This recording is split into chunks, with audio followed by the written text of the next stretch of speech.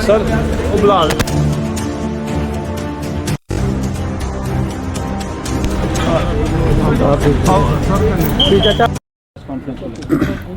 सबसे पहले मैं जो मीडिया के फ्रेंड्स आए हुए हैं यहाँ पर उनका वेलकम करता हूँ।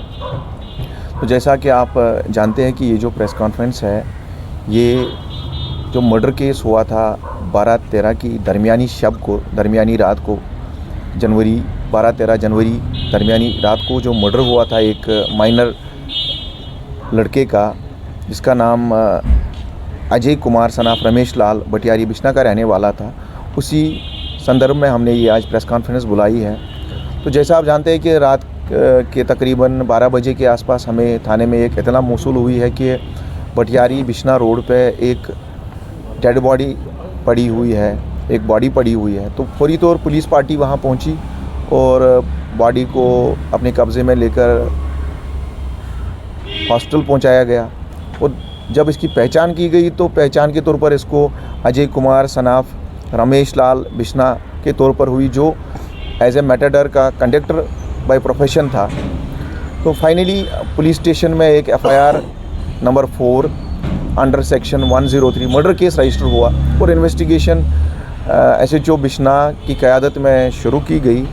तो फाइनली टेक्निकल एनालिसिस और जो ह्यूमन इंटेलिजेंस था, दोनों का इस्तेमाल करते हुए कुछ सस्पेक्ट्स को आइडेंटिफाई किया गया। तो फाइनली उन सस्पेक्ट्स को दर दबोचने के लिए पुलिस ने अपनी मुख्तलिफ पार्टीज़ कुछ जगहों पर रवाना की। जम्मू, जो साथ में सांबा के भी कुछ एरियाज़ हैं, वहाँ भी हमारी पार्टीज़ गई, रेड्स हुई और 3 जो इसमें एक्यूज़ड थे, मुलजिम थे, फाइनली हम उनको गिरफ़्तार करने में कामयाब हुए, जिनकी अनमोल शर्मा, जिसकी उम्र तकरीबन 24 साल है, सनाब गणेश दास आरो जख सांबा का रहने वाला है।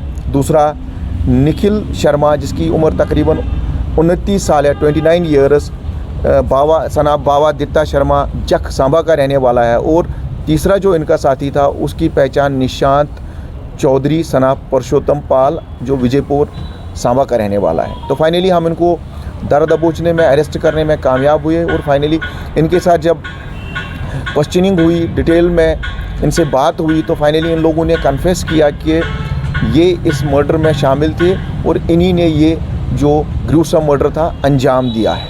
मुख्य वजह क्या थी, इतनी बड़ी दुश्मनी क्या थी?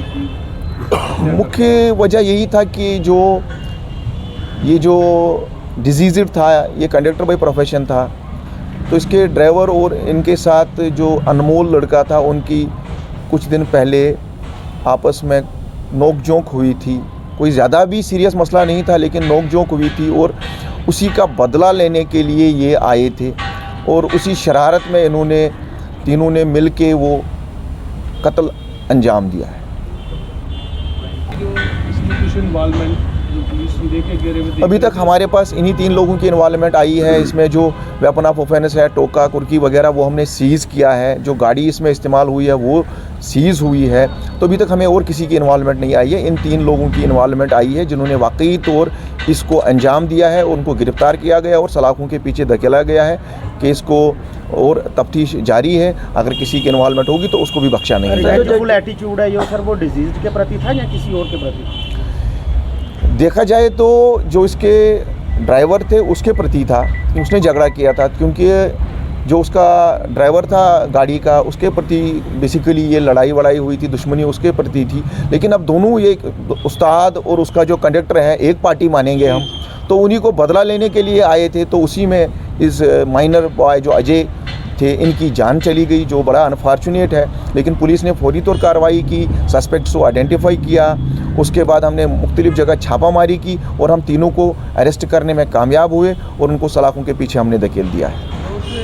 जब से पुलिस भी सख्ती काफ़ी कर रही है, लेकिन फिर भी क्राइम थोड़ा बढ़ रहा है। अभी आई सुनने में आया कि जो जीवल चौक मर्डर केस वाले हैं, वो भी ग्रामीण क्षेत्र में कहीं शरण लिए हुए हैं, बिश्ना अरनिया जैसे। तो नहीं, बिल्कुल नहीं, ऐसा कुछ भी नहीं है कि ये अगर कहीं भी कोई वाक़ा होता है, पुलिस फौरी तौर उसका कॉग्निजेंस लेती है और किसी भी एक्यूज़ को बख्शा नहीं जाएगा, किसी भी मुलजिम को बख्शा नहीं जाएगा।